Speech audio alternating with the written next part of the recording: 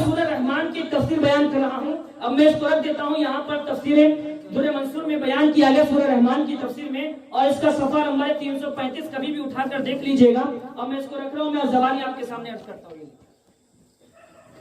کتابیں کھول کر ہم نے آپ کے سامنے بتا دیا, اگر رافضی کا فتویٰ شیعہ کا فتویٰ لگانا ہے تو یہاں پر بھی لگا دیا جائے. قرآن کریم میں اللہ تعالیٰ نے ارشاد فرمایا مرج البحرین یلتقیان.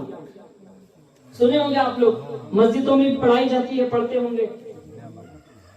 ناظرین و سامعین اکرام, مرج البحرین یلتقیان, دو سمندروں کو اللہ نے رواں کیا جو آپس میں ملے. یہی ہے نا ترجمہ اس کا سلیس. اور اللہ فرماتا مرج البحرین یلتقیان بینہما برزخ لا یبغیان, ان دونوں کے درمیان میں ایک واسطہ ہے, ایک پردہ ہے جس کے ہوتے ہوئے وہ آپس میں مل نہیں سکتے. اس کے بعد میں فرمایا یخرج منہما اللؤلؤ والمرجان, جب وہ سمندر آپس میں ملے تو ان سے دو موتی نکلے, لؤلؤ اور مرجان. ہاں, اس سے پہلے اللہ نے فرمایا فبأي آلاء ربكما تكذبان, تم اپنے رب کی کن کن نعمتوں کو جھٹلائے گے. نعمت یاد رکھنا, کن کن نعمتوں کو جھٹلاؤ گے. نعمت کا لفظ یاد رکھنا ہے آپ کو, کیونکہ جس کا تذکرہ ہو رہا ہے وہ نعمت ہے, اللہ نے خود فرمایا ہے. وہ دو سمندر جو جاری تھے, اس واسطے کے بعد جب وہ دو سمندر ملے, ان کے ملنے کی وجہ سے ایک موتی نے دو موتی نکلے, لؤلؤ اور مرجان.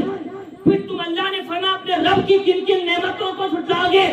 اب تفسیر میں بیان کیا جاتا ہے وہ دو سمندر سے مراد کون ہے, وہ دو موتیوں سے مراد کون ہے. تفسیروں میں بیان کیا جاتا ہے, تفسیر در منصور میں ہے. بہت سارے محدثین مفسرین بیان کرتے ہیں کہ جو وہ دو سمندر ہیں, ایک سمندر سے مراد مولا علی کی ذات ہے, دوسرے سمندر سے مراد فاطمہ کی ذات ہے.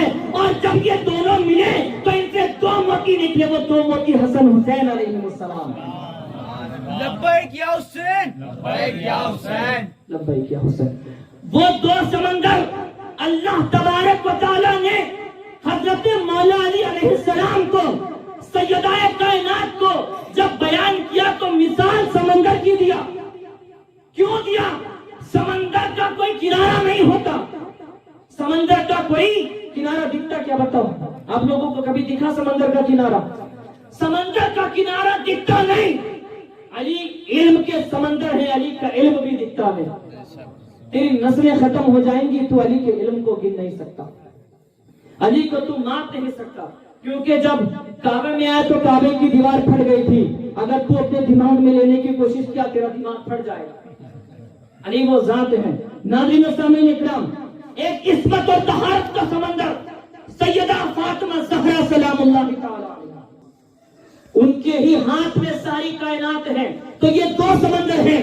ناظرین و سامعین اکرام, اللہ تبارک و تعالیٰ کے حبیب پاک صلی اللہ علیہ وسلم کیا فرماتے ہیں مولا علی کے لیے, من کنت مولا ہوں فہذا علی کن مولا ہوں, جس کا میں مولا ہوں اس کے علی مولا ہے. سیدہ کے لیے فرماتے ہیں انتی سیدۃ نساء العالمین, تم ساری خواتین عورتوں کی تم سردارہ ہو. حسن حسین کے لیے فرماتے ہیں سیدہ شباب اہل جنہ, تم جنتی جوانوں کے سردار ہو. اب مجھے خاندان کی بات بھائی سمجھ میں نہیں آتی. اگر نبی کو دیکھو تو سرور کائنات ہیں, علی کو دیکھو مولا کائنات ہیں, فاطمہ کو دیکھو سیدہ کائنات ہیں, بچوں کو دیکھو تو جنتی جوانوں کے سردار ہیں. اب مجھے بس اتنا سمجھ میں آتا ہے کہ زمین بھی پنجتن کا ہے, آسمان بھی پنجتن کی ہے, جنت بھی پنجتن کی ہے, جہنم بھی پنجتن کی ہے, خدا بھی پنجتن کے ہے, مصطفیٰ بھی پنجتن کے.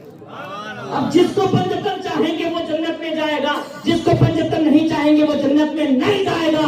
حوض کوثر پر سب سے پہلے آنے والی ذات مولا علی کی ہے, اور مولا علی جنت اور جہنم کے تقسیم کرنے والے ہیں, حوض کوثر کے بھی تقسیم کرنے والے ہیں.